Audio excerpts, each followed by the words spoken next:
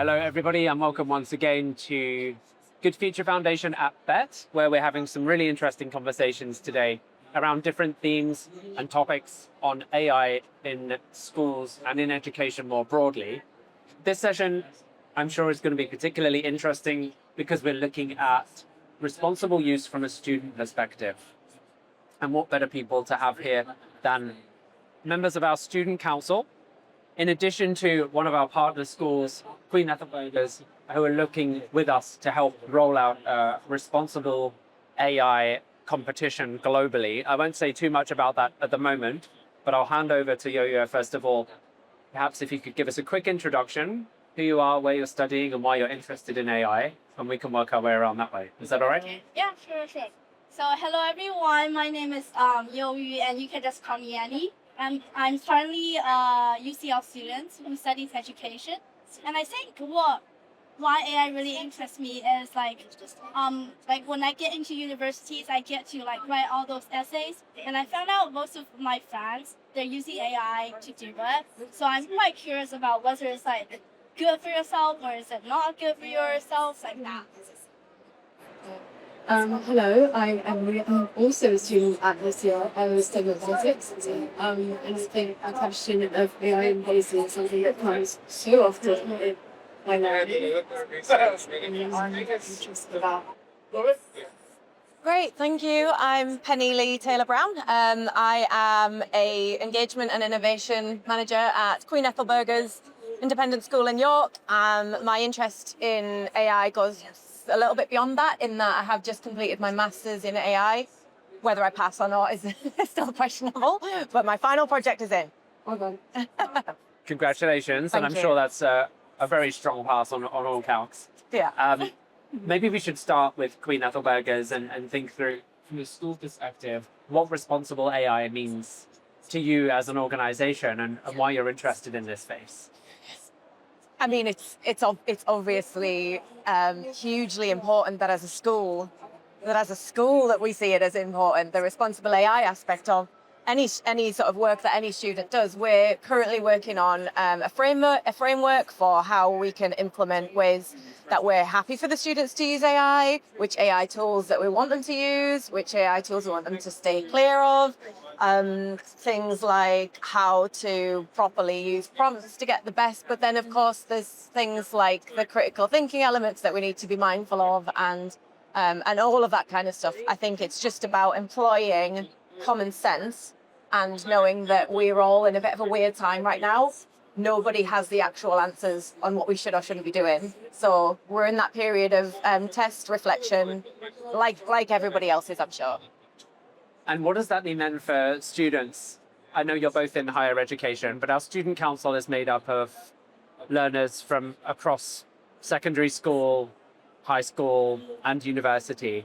What does that mean for you when we're thinking about responsible use of AI?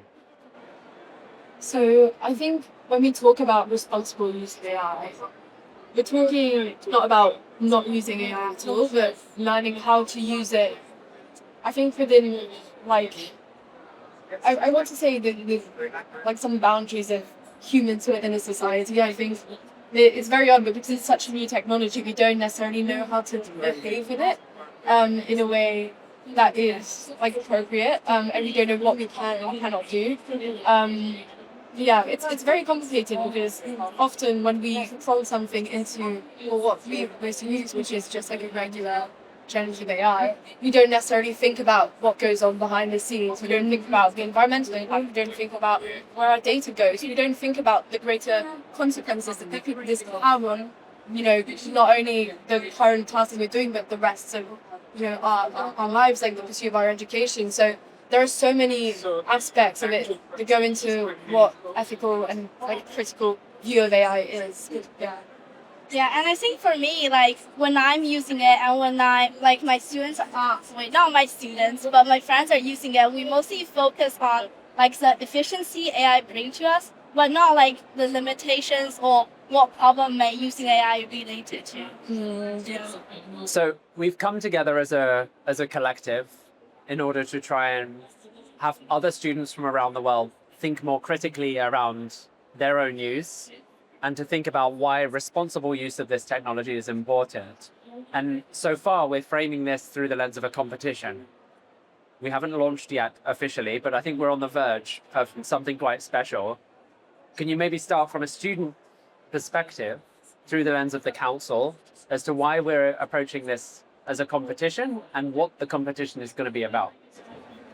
I think one of the aspects of the competition, which is going to be quite attractive, is that we're actually encouraging students to use AI, which is not something that they have generally. Often they're told that they shouldn't be using AI, and it's almost stigmatizing. Then they end up using it, but they don't mention it. So for the competition, we're actually going to encourage students to use AI. We're going to tell them, right, so we're going to do it, but we want you to do it in a way that is responsible. So actually think around it for 1 second, sit down and be like, right, I put in this prompt, I'm going to get an outcome. What about this outcome? How should I approach it? You know, what are the sources that have been used? And then go back to the AI and maybe question some of the information that has been received. So yeah, we're really kind of through the competition trying to destigmatize the usage of AI. And getting students to actually engage with it. Yes. Yeah, I think the most important part of this competition is we put students through the process of like questioning whether like what kind of using AI is good. And I feel like this process is kind of like lacking in both like higher education and like in secondary. Like we can hear teachers talk about like say maybe telling us, oh, you should reuse it like responsibly. But how do you use it counts as responsible using that? And we're partnering with Queen Ethelburga's because we have an aligned perspective on what that responsible use could look like.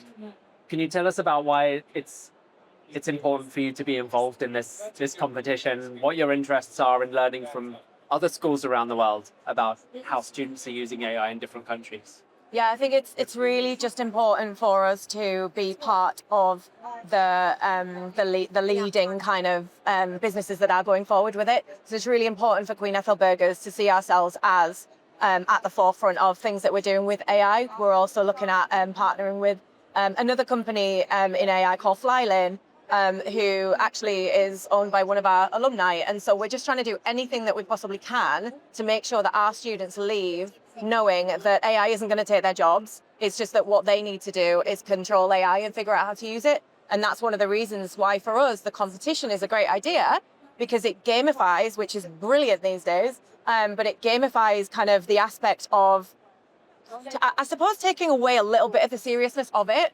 And it offers our students and students around the world an opportunity to see it as common sense, right? How do I use my common sense when doing this? What prompts can I put in and how can I do that? And what, like you said, going back to it, questioning it, taking control of it, because that's what it's all about. It's all about control. We have to take control of it. And I think that's one of the things that we want for our students when they leave, definitely.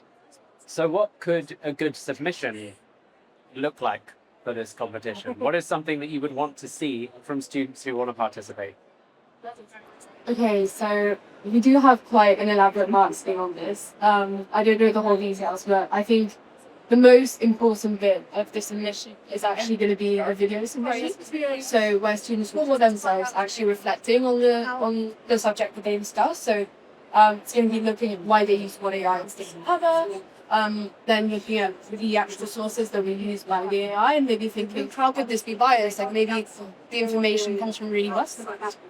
And how will that affect as well the results that I have? So not only pointing out these issues, but looking at the final effect that you have going to have on the project today. I think that's one of the things.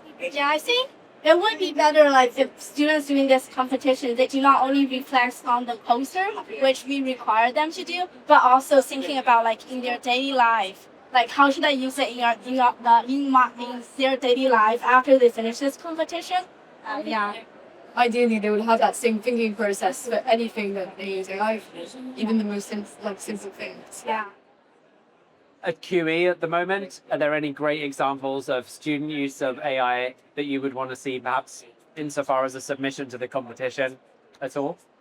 Actually, almost the opposite. So we, in our foundation essay competition, students were required to handwrite their submission, and that wasn't necessarily to trip anybody up, or because they could do it on AI and then handwrite it.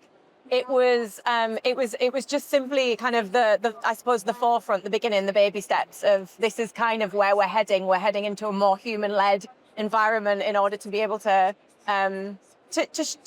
be our best. So, we can use the AI if we want to be able to use it for questioning or research. But as long as you can then research the research and not accept everything that you see straight away. And then, like I said, that the handwriting was a requirement for that essay. So there will be other examples, but that was the first one that popped into my head because it was actually quite exciting to read their handwriting.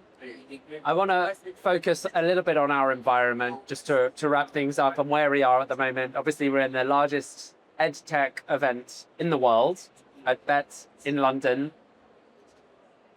What might you say to teachers who are coming here for the first time and looking at the options that might be available to them as far as AI solutions are concerned?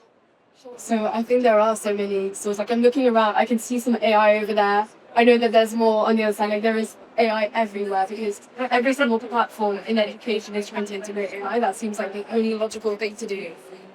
What I would say to teachers is, most importantly, think critically about the data, the way that it is sourced, the way that it is treated, especially in a school environment. If you're not being careful about where your data is going.